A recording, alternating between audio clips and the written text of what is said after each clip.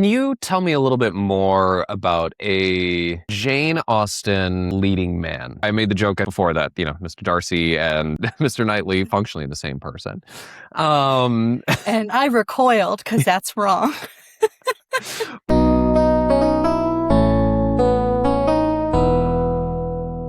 We finished Wake Up Dead Men last week, where we had Josh O'Connor as a priest and Father Judd. You decided you wanted to follow him down his clergy career into Emma, 2020's Emma, starring Anya Taylor-Joy. Okay, so let's dive into this because this was my first Jane Austen. You're such a boy. How do you not know any Jane Austen films or books? I mean, that is my Mr. Knightley or my Mr. Darcy. Oh, shoot. I got his name wrong. Oh, I already have messed up my Jane Austen. Well, they're all the same, aren't they? Shut They're all the same up. man. Don't even. I will invite friends on here to have you be put in your corner. Okay. So I have to confess, it took me a long time to figure out what the hell was happening in this movie. So what did you think happened in this movie? I'd love to hear somebody who doesn't know Emma describe Emma to me. I walk into this movie and I get Emma Woodhouse, played by Anya Taylor-Joy. Checks notes. Emma Woodhouse. Emma Woodhouse. I literally, these names fly. They're like the Knightleys and the Eltons and the Churchills. I'm like, who are these people?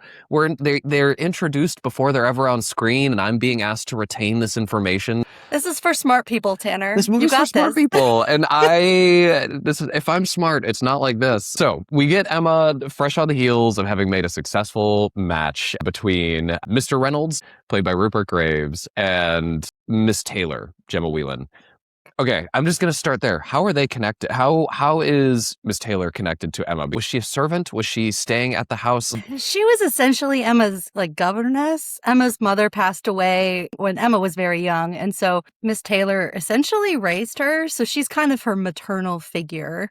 Okay. And to match her maternal figure with this eligible older man whose wife died, and she becomes the stepmother of Frank Churchill, who has all this mystery around him and the whole thing. So, yeah, that's how they're connected. She was a stepmother? I didn't even figure that out. Okay. I missed that. I love this. That was just okay, so... All right. So Emma then decides she gets to play matchmaker in everybody's life. She tries to match her friend Harriet Smith, played by Mia Goth, with Mr. Elton, the clergyman, played by Josh O'Connor. That goes poorly. Callum Turner, who is Frank Churchill, comes back into town. Emma is intrigued by this person of high status and general aloof demeanor. Yes. Okay. This is where I have to try to piece things together. George Knightley, Mr. Knightley, played by Johnny Flynn. Our Mr. Darcy, Mr. Darcy and Mr. Knightley are different men.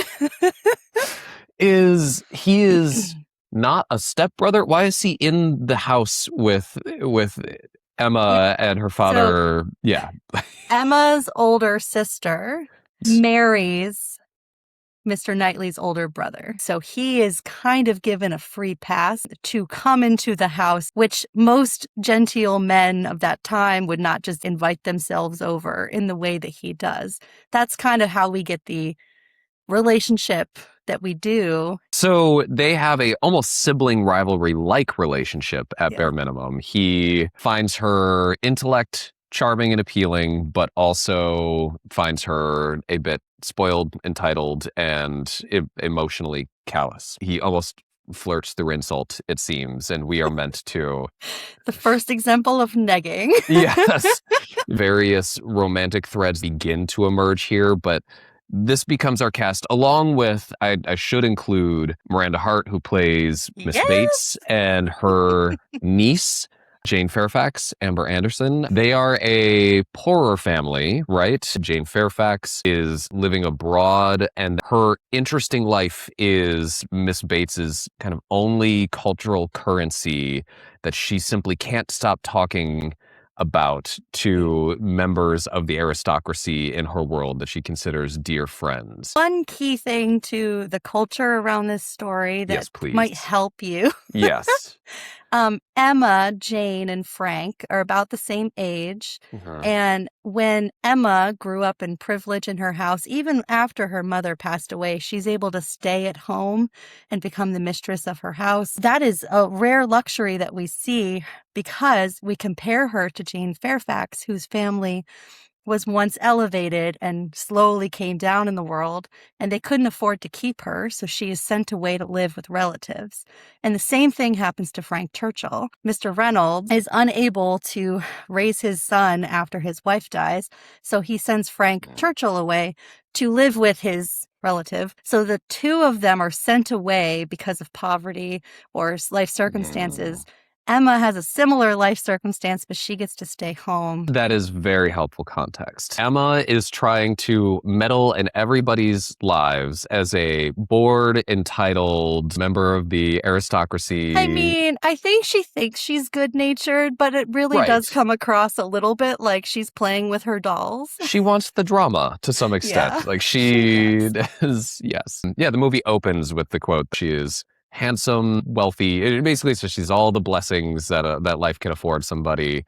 And at this young age, she hadn't experienced much that had properly vexed her. Most of what this movie is her getting involved in other people's lives, sort of objectifying them to some extent.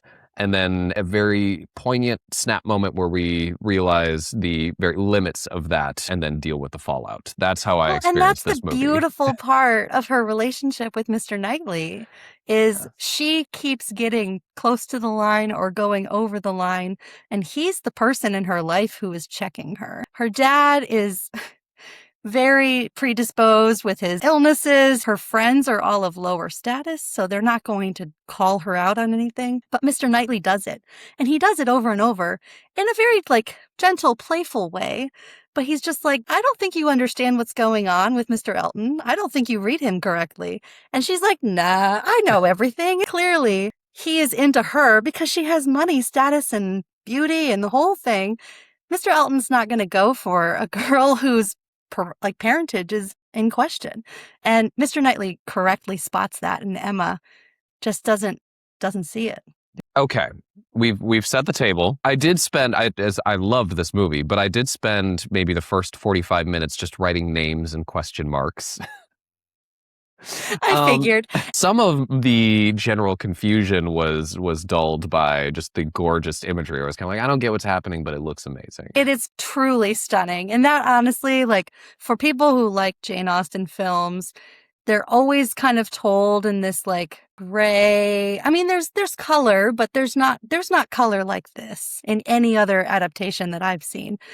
Maybe aside from Clueless, lots of color in that movie. Yeah. Okay. So I'm going to ask an unfair question then, because the backdrop to all this, right, is the marriage market of the Regency era, early 1800s. I see where you're going. Do you now?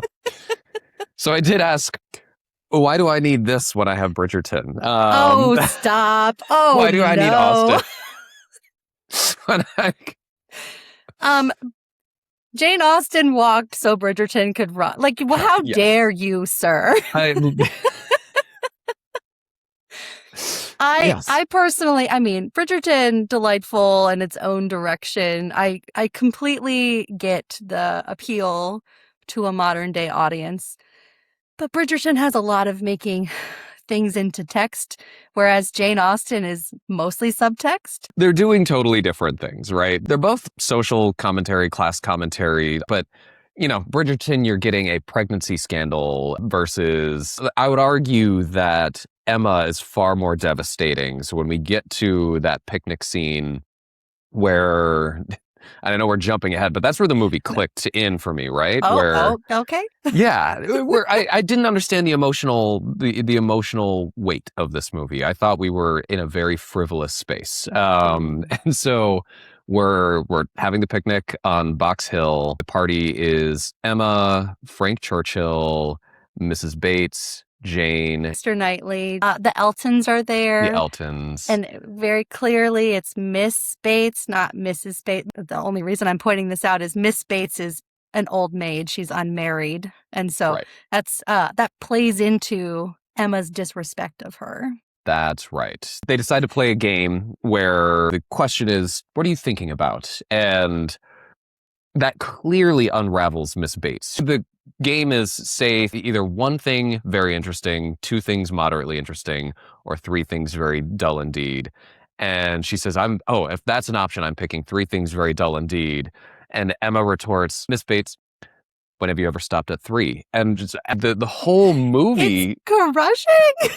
The whole movie stops. Kudos to Miranda Hart for delivering that facial reaction of my world's coming undone right here. And like all of her deepest fears that she is seen as unserious Yes. or irrelevant are literally confirmed in that one sentence. And that is devastating. And like, no wonder Mr. Knightley gets so ticked at Emma. Like that is cruel, much crueler than Emma intended. And that's my read on it, is Emma really was just trying to be playful, but she let the inside comments become outside comments. That's one of the hardest parts in the movie, is that just one sentence. You can't do something like that with Bridgerton, right? When you set the stakes as high as they are with something like Bridgerton, moments like this can't land because they feel small in comparison to the melodrama in the background. So Emma is rightfully billed as comedy of manners, right? That's sort of its genre. Home. It allows for what feels like a frivolous backdrop to give extreme weight to small moments that are more familiar in most people's everyday lives. I have never myself been embroiled in a pregnancy scandal a la Bridgerton, allegedly. Allegedly. But I have said mindlessly cruel things to just about everybody in my life. And I know that feeling much better. And that's far less comfortable for me to sit with, watching somebody live through a pregnancy scandal. I can just sort of eat my popcorn and not feel indicted. It is so thoughtful in the way it approaches those tiny interactions. In my notes, during the dance scene, I noted that Emma was the only woman not wearing gloves, so that when her and Mr. Knightley's hands come together and are like hovering near each other, the electricity between that, because they're not allowed to touch, and every day they interact with each other, but they're never close. That's why dancing in Jane Austen is just so central to relationships getting closer. It's because that's the only socially acceptable time where they're allowed to be close. It holds so much more power than secret liaisons in the back room. You know, like I'm not saying negative things about other ways of telling stories. There's a whole other benefit to that. But I think the beauty of Jane Austen is having us live in the daily life with these characters so that when things like that happen, it's notable and it's impacting. I mean, there is an entire lore from the 2005 Pride and Prejudice. Matthew McFadden helps Emma into the carriage, and afterward he does a hand flex to indicate that like he has just touched this woman that he loves and he's freaking out. And the hand flex, anybody who knows Jane Austen knows about the hand flex. Which is more erotic, Bridgerton or Emma? What's that? Show us. They're just different, Tanner.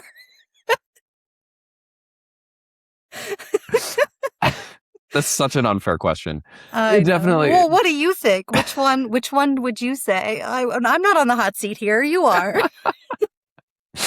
I would say, I think there are diminishing returns on what something like Bridgerton has to offer, right? So the general discourse around Shondaland's Bridgerton was, oh my gosh, Bridgerton, first season. And then the second season came around. People quickly were kind of like, well, yeah, it's fun. It's basically not as exciting as the first. And it probably was, but I think if Jane Austen is potential energy, once you move from potential to kinetic energy, it is really hard to put that back in the bottle, right? So Yeah. that is season 1 of Bridgerton is fascinating because we build up a romance and then suddenly we move into kinetic energy very quickly. It's hard to go back into that tension build once you've already given away the game. I will say there's more text in this film than in most other Jane Austen adaptations. There's a little bit of nudity in this film, So I was going to ask, which was a bit shocking. I literally in my notes just wrote ass ? And then I wrote No. PG ? After. We are introduced to Mr. Knightley's butt first, right? That's true.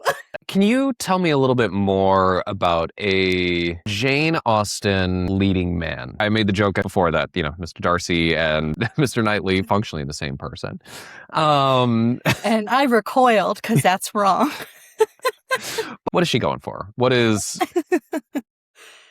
Well, I think, I'll start with Mr. Darcy. People describe him as introverted, a little bit uncomfortable in his own skin. He seems like he's above everybody, which he kind of is in status, but he's also kind of like, I don't know what to do in social situations. And Elizabeth Bennet kind of like flits about him. He's actually mean to her in a different way than Mr. Knightley is mean to Emma. Boo. First, I am going to title this episode Mean to Her in a Different Way, but so if that gives you any hint about where I'm leaning. I know that this is maybe too simple, but I do put Jane Austen, the Bronte sisters, and Louisa May Alcott in dialogue with one another, right? In the eras in which, they're sort of like consecutive era of feminist writers who broke through and had a lasting effect on literature and fiction thereafter. But none of them married, right? So these are people who wrote to a great extent about romantic relationships. But there's an idealization here that all you have to do is recognize the squishy heart behind the aloof exterior, and suddenly you will unlock the perfect man.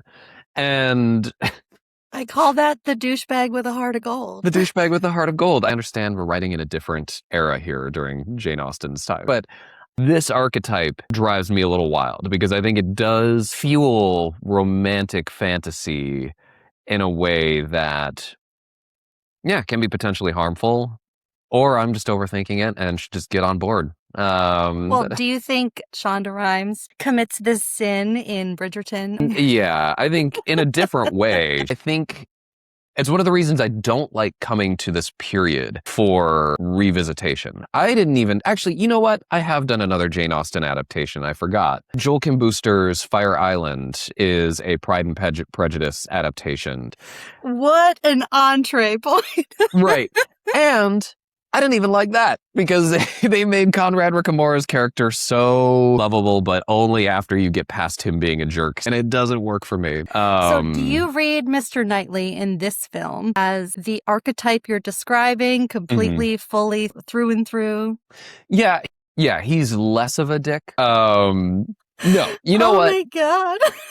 You know what? I have to check myself here. No. He shows real acts of kindness. He invites Harriet to dance when she is publicly dissed by Mr. Elton. Like, that is such a huge moment for Harriet because she has gotten over thinking she's in love with him. And she's in this public setting, and it's suggested that he go dance with her, and that is the correct thing to do. And it's basically like, I would rather die than dance with you. And she is publicly mortified, and that is why she thinks that is the great act that she falls in love with Mr. Knightley. Yeah. Because he rescues her in that moment of social shame. So you're right. I do think there's an improvement here on the trope that I am getting frustrated with to some extent. He's not actively verbally abusive or negligent, but he is dense. Well, and you can really see in this film the line between public persona and how you act in society versus when you're in someone's drawing room and you're part of the family. I mean, that's partly why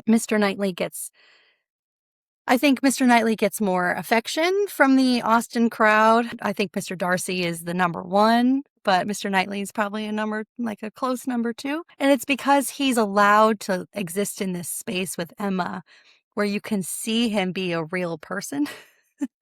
And that, I think, that's something that Bridgerton does well, is when you see the family in their inner sanctum, and then you see how they have to put on personas when they go Yeah. out into society, because you're not supposed to be quirky, fun, laughing in Right. society in the same way that you can in your drawing room. I can't remember where I saw or read this, but there's this trope in movies where, like, she's all that. She walks down the stairs, and we get the reaction shot of the guy looking at her completely smitten. And it's that look. It's actually the moment that we're longing for more than we like the reveal. We like her walking down the stairs. We like her wearing a beautiful dress. But really, we're looking for him. We're looking for his reaction. In 27 Dresses, Katherine Heigl's character has been in 27 weddings. And she says her favorite part of the wedding is when the bride enters, she looks at the groom because she wants to see how he reacts, how he responds to seeing the love of his life in this beautiful dress. Maybe I've just set feminism back a few years. I don't know. Well, I was going to That's ask. one of the things I like. I was going to ask, but my other question is going back to another one of our favorite works, Crazy Ex-Girlfriend. Are these love kernels? Are these just trace amounts of love that are just enough to keep someone on the hook? If that was all there was, yeah. But there's also a moment in this film, this is different than any other Mr. Knightley I've seen, when Mr. Knightley and Emma are getting married and he wipes away a tear at the altar, and just like to have the male vulnerability to cry at a wedding. I mean, that's something we would find more common now, but to show that in Regency England, I loved it. That was great. I think for the time it was written, the portrayal of a man having vulnerable feelings as a prerequisite for romantic attraction is meaningful and novel. I think it's the adaptation over the years that have stayed almost too faithful to that prerequisite. We haven't evolved on it too much more when we adapt Jane Austen. What? Oh my God. You don't think so? One of my absolute favorite things about watching period films, Yeah. which shout out to the creators of this film calling it Emma period, is I really sincerely think you can tell what era a period film was made in, and that is almost part of the commentary. Like when 2005 Pride and Prejudice, we've been using that a lot in this discussion. We'll just continue to use it. The hairstyles of the Bennett women were popular in 2005. And they add things in there, like Mr. Knightley falling to the floor, like the tear. What you're saying is it's not actually relevant to today? Like, what are you saying? I don't know that it's not relevant to today. I'm wondering how human it is. I'm wondering how oh, you're sure. What's he mean? Does Mr. Knightley really exist? Because Emma does out in the world. Emma, the selfish, entitled, but a little bit more connected to one's feelings and self-awareness, that person exists. Mr. Knightley feels less so. And I feel like fixating on a Mr. Knightley type encourages settling for arrested emotional development. We're content to see the tender emotions bubble up from the surface and just barely break through. They're there. And Well, and clearly you've probably never seen Emma Approved, which is a YouTube series set YouTube series based on Emma by Jane Austen. It was probably a decade ago. Mr. Knightley, Alex Knightley, is her colleague, her business partner. He is like a buttoned up businessy type and she's a creative type, and they interact and I think Mr. Knightley exists. He just exists in like a different form now. But I do think that Jane Austen gets at the kernels of what makes a person attractive, not just a man or a woman. Like Emma's attractiveness isn't just that she's beautiful and rich. She also has this heart that like wants to help the people around her, wants to see people happy, wants to see people contented. I mean, the stories are told from the woman's perspective, so you're only going to get so much from about the men.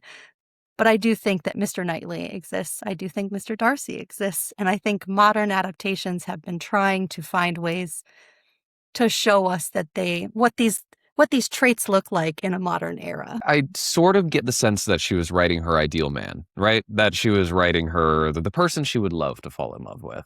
And then she didn't. And that to me is... That's harsh, Tanner.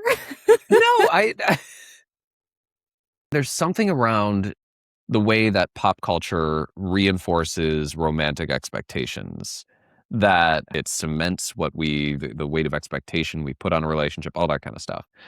And I think that to me, that's worth picking apart a little bit. There's also an element of, I mean, the time in which she lived, as soon as her father died, she was dependent on male relatives because she was unmarried. She saw her sister, her family, and her friends get married off to men who like treated women like property. Like she is writing what she wishes. I guess there is an element of wish fulfillment, right? She's writing what she would hope a man would be like in order to, I guess, tempt her into marriage. Yeah, but that's important to me, right? And then if you change the frame and you understand that this novel and this movie are sort of poking at men a little bit, I'm like, hey, this is what people would find more attractive. Then I'm I'm Maybe having a better treat the time. women like people. Yes, that works a little bit better for me. But that's where that's the challenge in an adaptation is, are you setting it as an ideal? Are you investigating that ideal? In my lifetime, there have been so many versions of Pride and Prejudice. These stories keep getting reinterpreted, much like Shakespeare, much like other classics like Sherlock Holmes. We keep interpreting them because there's something there that we find interesting. Any guesses what that something might be? To me, the kernel of truth is kind of what you were getting at earlier. It's living daily life with one another and the slights that we cause against each other. And you walk away being like, how do I even begin to make up for this? How do I mend relationships? Jane Austen seems to have chosen a setting that we all like to project ourselves into a little bit. We all like to, I think, imagine ourselves in a world where there is an abundance of suitors and we have a lot of choice. We have a lot of choice over the type of person that we want to be with. And the stakes feel, for the most part, fairly low and also very weighty at the same time. And there's rules. Rules. There's structure. Yeah. Yes. I love structure, Tanner. I think a lot of us do. I think we really do. It's why I think I struggle with this world a little bit, is way too much structure. I can't remember how everybody is connected. And that's Bridgerton too. At the point where I'm supposed to care who the different families are, what their status and class are, I zone out a little bit. It's like, just show me the butts already. But I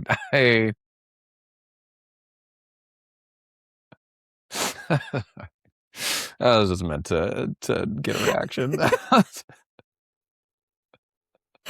I am undone.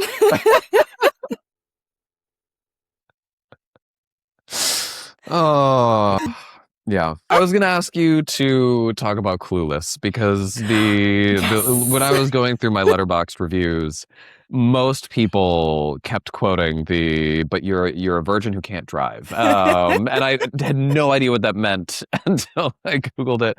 But clearly, Clueless is considered a definitive adaptation of Emma in some way. And since I haven't seen it, I figured you couldn't. Like, I'm so sorry. I realize I'm torturing It like you. actually hurts me to my soul. I know. So please tell me what I'm missing and why is this a definitive adaptation of Emma? It's so brilliant in its ability to update a story and put it into a setting that is nothing like Regency England. It has rules and structure like a Regency world.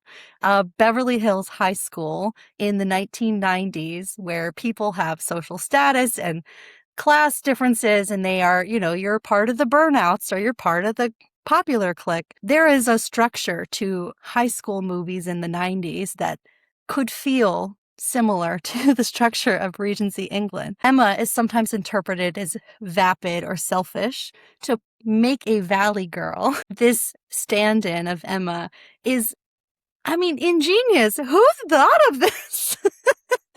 It's incredible. Okay, so how do you think this movie, how do you think Emma 2020 did with themes around class? I do think that that might be one of the weaker things. Like, Emma uses Harriet to flatter her own vanity. We are very aware that Harriet is poor.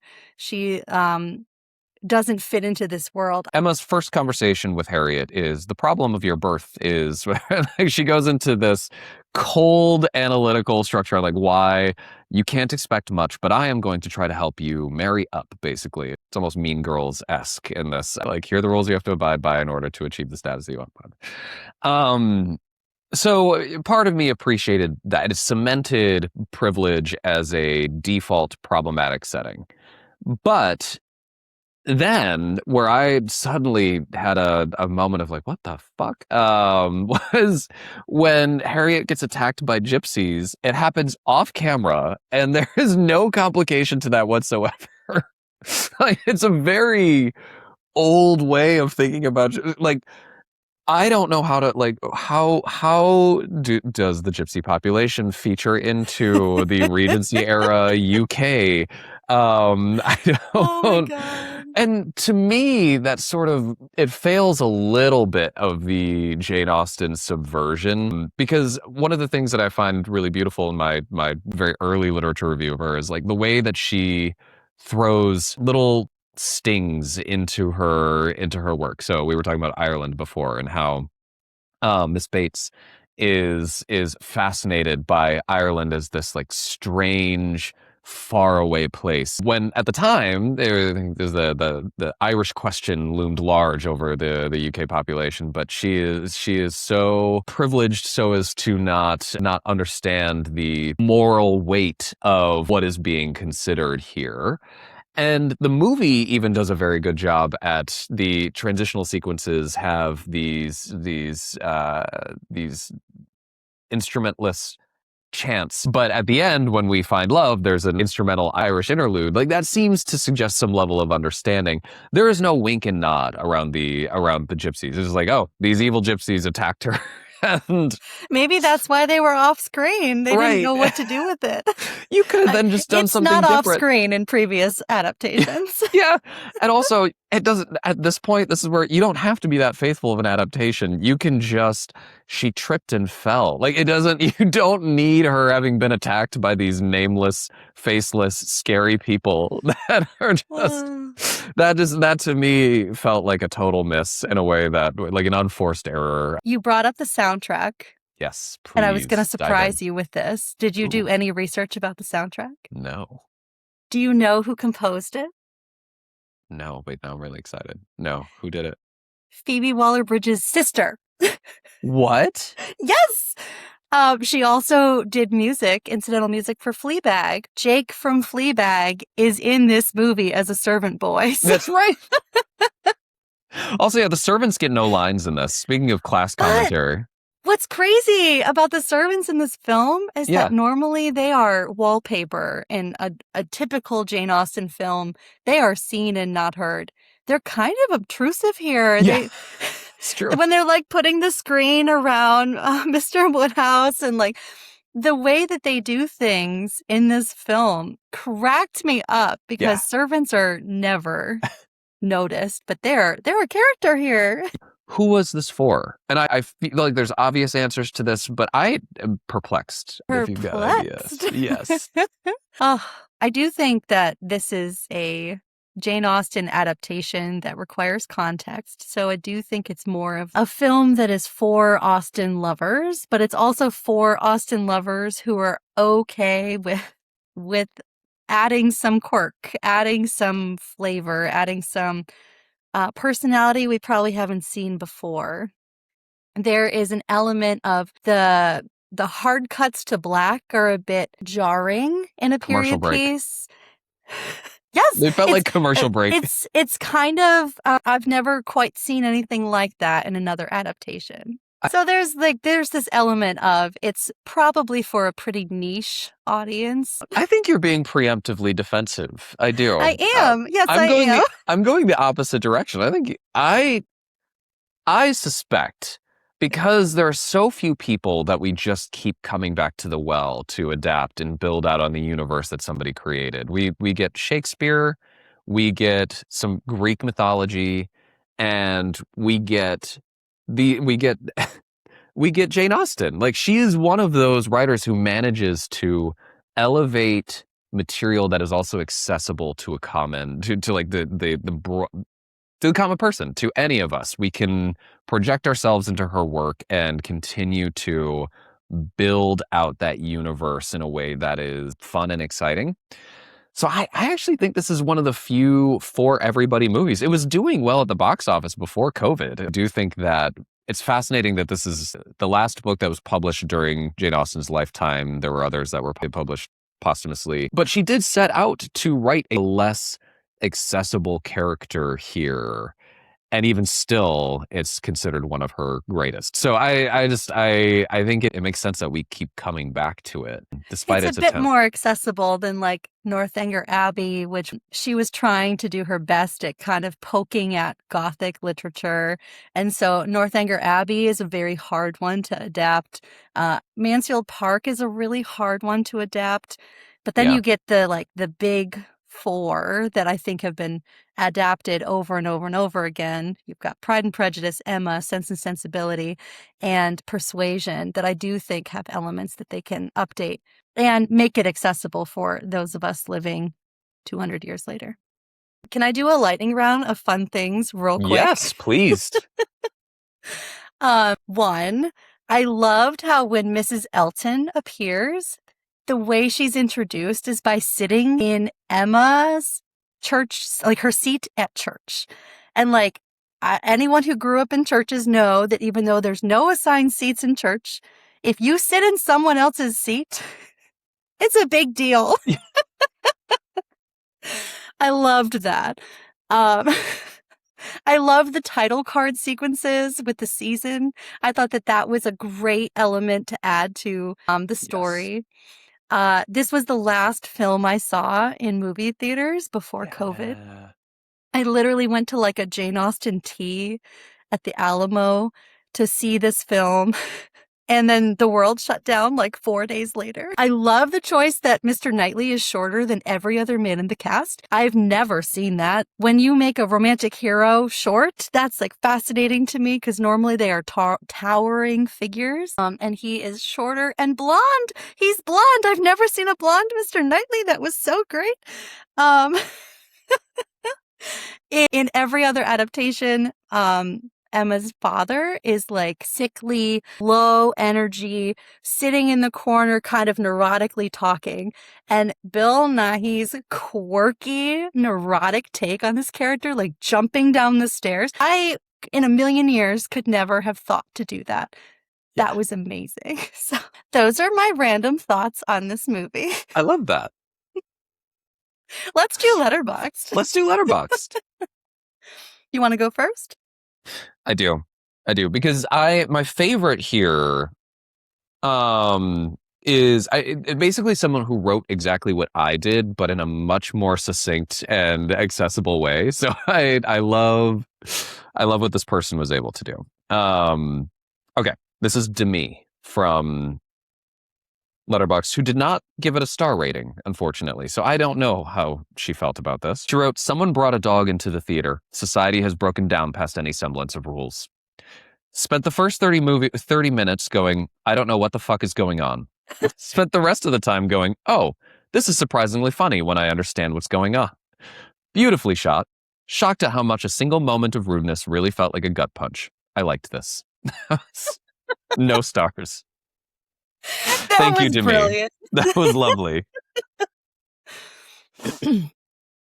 Mine is from Harley, who gave this movie 5 stars.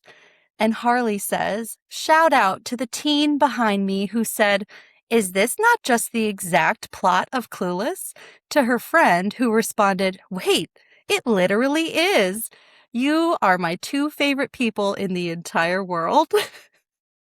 I liked that review. That brought me so much joy. I just went into Demi's review and saw that there's more. May I also read more of the... Please. I'm sorry, I'm really getting into her life here. My friend Kevin is watching me write this behind my back. I think he liked it too. We are going to eat pie now because it's Pie Day. A lot of women in this movie have big eyes. What is this? The 2014 film Big Eyes, starring Christoph Waltz and Amy Adams? Kevin didn't laugh at that. This review has 4,000 likes. Yes. Tanner, I know who this person is. You do? Who is this? So actually, this is Demi Adijuibe, who is a man, sorry. Oh, no, I've misgendered Demi. Sorry, Demi. He did a podcast called The Gilmore Guys with Kevin Porter. That's who he's talking about.